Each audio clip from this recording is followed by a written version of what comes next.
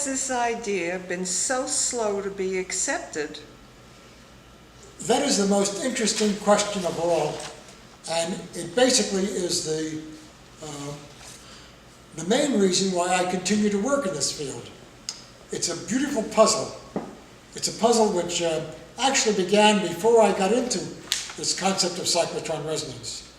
I proposed the hypothesis in 1984, but when we were working on bone, we also knew that the strength of the fields, of the currents that were being applied was much smaller than the end effect.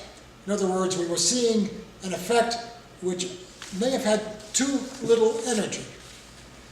When I first proposed this, one of the reasons why there was an immediate disagreement was by people who were physicists, very good physicists, who told me that the energies were too small to entertain a cyclotron resonance concept. Let me just say, the concept itself involves taking a magnetic field, which is static, which is not changing, and adding to it, in the same direction, a field that is oscillating very, very slowly at low frequencies. Typically, we use the Earth's magnetic field, say the vertical component of the Earth's magnetic field, and to that we add an AC magnetic field, which is about the same size, namely 50 microtesla, but the field that we add is oscillating. It's a sinusoidal field. It's changing perhaps 8, 10, 50 times a second, 50 hertz, let's say. The problem is that the results that are obtained, first by Blackman and then by us, showed that if you take the charge to mass ratio of a given ion and multiply that by the static field of the Earth's field, let's say in this case, or any static field that you're using, you get a frequency. The frequency is the cyclotron resonance frequency. This concept applied to ions is not very different from the concept that's applied to NMR, nuclear magnetic resonance. But there, instead of ions, we're talking about a static field and a changing field that's used for the nucleus. This is what's used, for example, in MRI in hospitals. Another one that is similar like this, which is the resonance concept, is I.C.R, electron spin resonance. There we're using the concept of an electron moving, let's say, in any particular way, in an atom, a valence electron, applying a static field, magnetic or electric, and applying a varying field at the right frequency. You get a resonance effect there too. In the ion cyclotron resonance concept, we're using the same idea, combining both a static field and a varying field. Now, the mathematics of this was worked out perhaps 100 years ago, during the time of Lorentz. And it's well known, even though the word cyclotron came along many, many years later, in the 1940s perhaps, with the advent of atomic energy, the concept of the resonance was around for a very, very long time. So ion cyclotron resonance is not a new idea. It's been used in cosmic rays, where you could actually show that charged particles will move in circles, depending upon the size of the field, magnetic field, the velocity of the particle, and so forth. So when we apply this to living things, there's an immediate problem. Living things have an internal viscosity or resistance to motion. You can't move a particle in a circle as easily as you can in free space. In free space, it's practically a vacuum, so you can achieve these cosmic ray paths in a much easier way than you can in living things. And you can calculate how likely this is. It turns out, if you do this calculation, you can show it's impossible. And that was the problem that existed originally. But just as Galileo said, "E pur si muove," yet it moves, you still know that if you observe something, you have to believe it, or at least explain what it's about.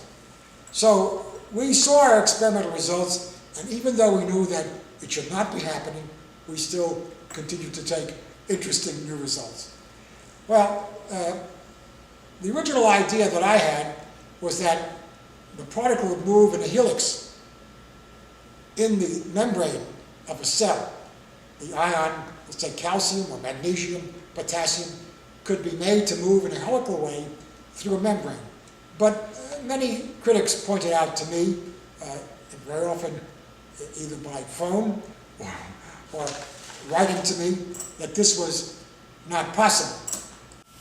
The question of explaining the ion cyclotron resonance experimental results has become an important theoretical problem.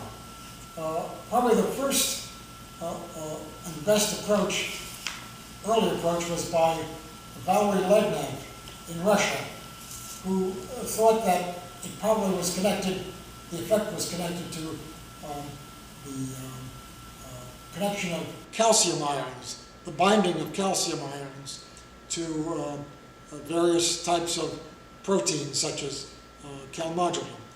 But there were problems with that as well.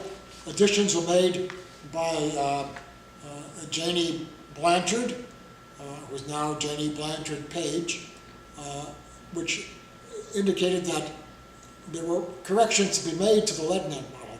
A number of people actually got results which seemed to follow predictions by Lednev. However, there were problems with the Lednev model as well, because it did not work for other ions aside from calcium, and the results that I had obtained over the years indicated that many ions could be affected. Not only the ones that we looked at, calcium, magnesium, potassium, but Bingi in Sweden and Russia had shown that zinc can be affected. The results were then shown, the theoretical results were shown to be possible using another model that was suggested by someone in Hungary, Vinci, and I contributed something to that work. And we now sit at a situation where the understanding is not total. We are beginning to understand what's happening. We think that the effect may be occurring wherever there's water, hydration. The most recent theoretical approach has been that of Preparata, who is now dead, but his work has been followed up by Emilio Del Giudice in Milan. And there they made use of quantum electrodynamics. People in Russia, Sweden, Germany, Italy, and the United States are now trying to pull apart this question.